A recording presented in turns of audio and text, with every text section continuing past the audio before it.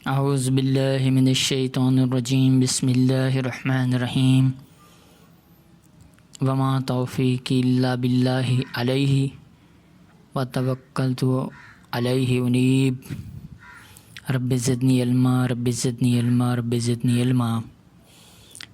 شروع کرتا ہوں اللہ تعالیٰ کے پاکیزہ نام سے جو بڑا مہربان اور نہایت رحم کرنے والا ہے۔ میں محمد عابد لیکچرر چناب کالج جنگ آپ سے مخاطب ہوں۔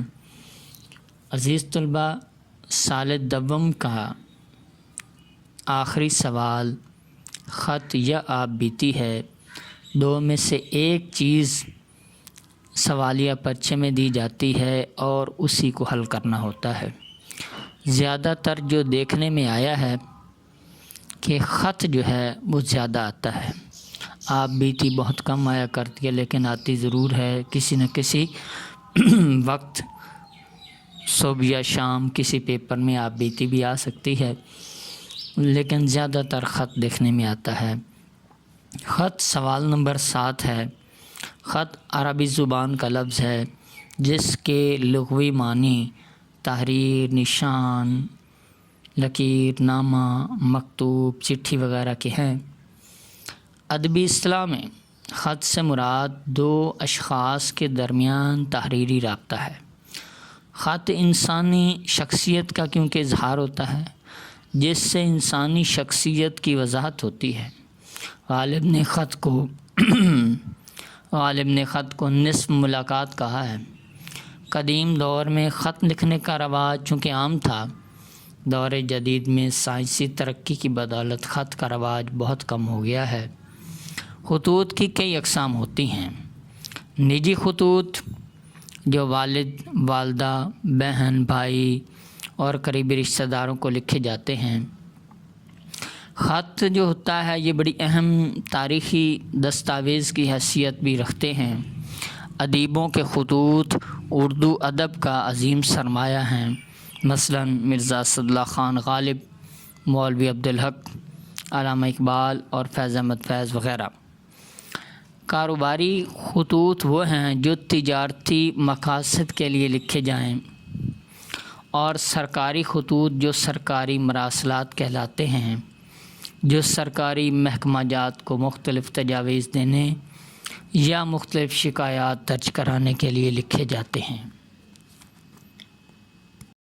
عزیز طلباء، خطوط لکھنے کا طریقہ اور ہدایات۔ امتحانی نقطہ نظر سے طلباء درج ذیل باتوں کا خیال رکھیں۔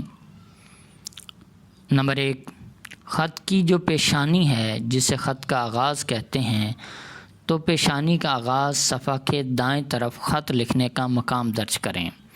طلباء امتحانی مرکز تحریر کریں۔ لفظ کمرہ امتحان دو زبانوں کا مرکب اور متنازع لفظ ہے، اس لیے امتحانی مرکز لکھنا درست ہے۔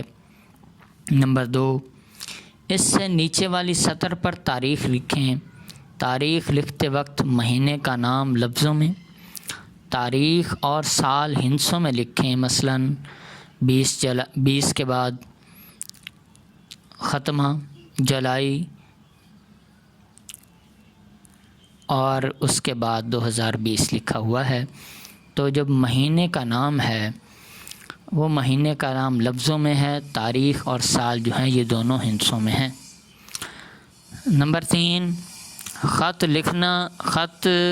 جسے خط لکھا جائے اس کے لیے الفاظ و القابات لائن یا سطر کے آغاز میں کچھ جگہ چھوڑ کر لکھیں، لیکن الفاظ و القابات مخاطب کی حیثیت، عمر، رشتے، رتبے اور مرتبے کے مطابق ہوں، مثلا ماں باپ یا کسی بڑے کے لیے احترام و تعظیم کے الفاظ، عمر میں چھوٹوں کے لیے محبت و شفقت، نصیحت کے الفاظ، اور آخر پر ندائیہ کی علامت لگائیں۔ نمبر 4، صفحے کی چوتھی سطر پر دائیں طرف آداب یعنی السلام علیکم لکھیں اور اس کے بعد ختمہ کی علامت لگائی جائے گی۔ عزیز طلباء، 5ویں سطر میں خط کے نفس مضمون کا آغاز کیا جاتا ہے جو کہ 3 حصوں پر مشتمل ہے۔ آغاز یا تمہید: خط انسانی جذبات اور احساسات کا عکاس ہوتا ہے۔ انسان اپنے جذبات کا اظہار الفاظ سے کرتا ہے۔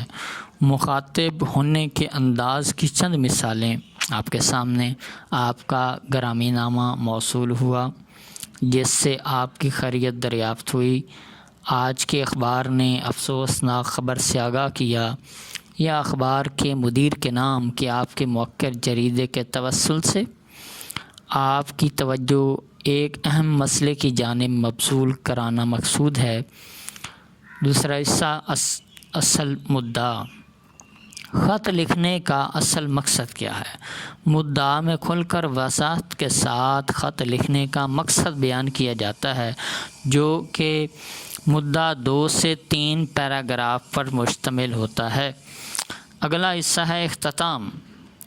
خطوط کا اختتام چونکہ اچانک نہیں ہوتا بلکہ چند مخصوص اختتامی کلمات ہیں۔ عام طور پر یہی کلمات لکھے جاتے ہیں: آپ کی خیریت کے لیے سب دعا گو ہیں، یا اخبار کے مدیر کے نام۔ امید کرتے ہیں آپ ہماری مندرجہ بالا تجاویز پر ہمدردانہ غور فرمائیں گے۔ عزیز طلباء، خط کے اختتام پر صفحہ کے بائیں طرف والسلام کے الفاظ لکھے جاتے ہیں، اور نیچے والی سطر پر بائیں طرف طلباء الف ب ج لکھ کر خط کا اختتام کریں گے۔ نمبر 7 ہے خط کی جو زبان ہے وہ سادہ ہوگی۔ ادبی زبان کی بجائے تکلفات سے پاک ہونی چاہیے۔ بالکل سادہ زبان کے اندر اظہار کیا جائے گا۔ نمبر 8 ہے خط کی جو املا ہے اس میں گرامر کا خاص خیال رکھنا ہے، رموز و اوقاف کی علامات کا خاص خیال رکھنا ہے، اور مطابقت کے اصولوں کا بھی خیال رکھا جاتا ہے۔ نمبر 9 ہے خط کم از کم 1 صفحہ اور زیادہ سے زیادہ 1.5 صفحہ پر مشتمل ہونا چاہیے۔ یہ خط کے لیے وہ اہم تجاویز ہیں جو دی گئی ہیں۔ طلباء خط لکھتے ہوئے ان تمام 9 تجاویز کا خاص خیال رکھیں گے تو تب جا کر وہ ایک اچھا اور معیاری خط لکھ سکتے ہیں۔ اور خط جو ہے یہ طلباء کو لکھنا ہوتا ہے تو اس کی ضخامت 1 سے 1.5 صفحے پر ضرور ہونی چاہیے۔ 1 صفحہ کم سے کم اور زیادہ سے زیادہ 1.5 صفحے پر مشتمل خط ہونا چاہیے۔ عزیز طلباء، اب ہم آپ کو خط کے اجزاء کی طرف لے جائیں گے اور خط لکھنے کا طریقہ اور نمبروں کی تقسیم کے لحاظ سے سمجھائیں گے۔ عزیز طلباء، خط کے اجزاء، خط کی نمبروں کے لحاظ سے تقسیم، ایک تصویری خاکہ آپ کے سامنے پیش خدمت ہے، نجی یا ذاتی خط کا خاکہ۔ خط کی جو پیشانی ہے وہ 2 نمبروں پر مشتمل ہوتی ہے، جس میں پہلی سطر پر دائیں طرف صفحے کے خط تحریر کرنے کا مقام لکھا جاتا ہے، اور امتحانی مرکز لفظ طلباء نے لکھنا ہے جس کا 1 نمبر ہوتا ہے۔ اس کے نیچے والی سطر پر اسی امتحانی مرکز کے نیچے ہی دائیں طرف خط لکھنے کی تاریخ لکھی جاتی ہے، جس میں مہینے کا نام لفظوں میں، تاریخ اور سال جو ہے وہ ہندسوں میں لکھا جاتا ہے۔ تو یہ 1 نمبر پر مشتمل ہے۔ اس کے بعد القاب و آداب ہیں کہ تیسری سطر میں صفحے کے درمیان کی جانب القاب و آداب، قبلہ و کعبہ، محترم و مکرم، یہ نصف نمبر کا ہے، آدھے نمبر کا ہے، اور اس کے نیچے والی سطر پر السلام علیکم لکھا جاتا ہے، وہ بھی نصف نمبر کا ہے۔ عزیز طلباء، آپ کو بتاتے چلیں قبلہ و کعبہ، محترم و مکرم کے بعد ندائیہ علامت لگائی جائے گی، مخاطب کرنے کے لیے، لیکن بار بار مخاطب کرنے کے لیے یہ علامت نہیں لگائی جائے گی۔ ایک مرتبہ مخاطب کر دیا ہے تو پہلی مرتبہ مخاطب کرنے کے لیے ندائی علامت لگائی جائے گی۔ نیچے جب السلام علیکم لکھیں گے تو وہاں ندائی علامت کے بجائے ختمہ کی علامت لگائی جائے گی۔ تو قبلہ و کعبہ محترم و مکرم نصف نمبر کا، السلام علیکم یہ بھی نصف نمبر پر مشتمل ہے، یہ دونوں کا مل کر 1 نمبر بنتا ہے۔ اب ہے خط کا وہ نفس مضمون جو سب سے زائد نمبر پر ہے، 6 نمبر پر مشتمل نفس مضمون۔ طلبہ ہم آپ کو آگاہ کر چکے ہیں کہ نفس مضمون 3 حصوں پر مشتمل ہے۔ پہلے تمہیدی کلمات ہیں، مخاطب سے خیریت دریافت کرنے سے خط کا آغاز کیا جاتا ہے اور اس طرح خیریت دریافت کر کے اپنی خیریت بتا کر خط جو ہے وہ اصل مقصد کی جانب بڑھتا ہے۔ تو اصل مدعا جو ہے وہ بڑی تفصیل کے ساتھ خط لکھنے کا اصل مقصد بیان کیا جاتا ہے اور یہ 2 سے 3 پیراگراف پر مشتمل ہونا چاہیے۔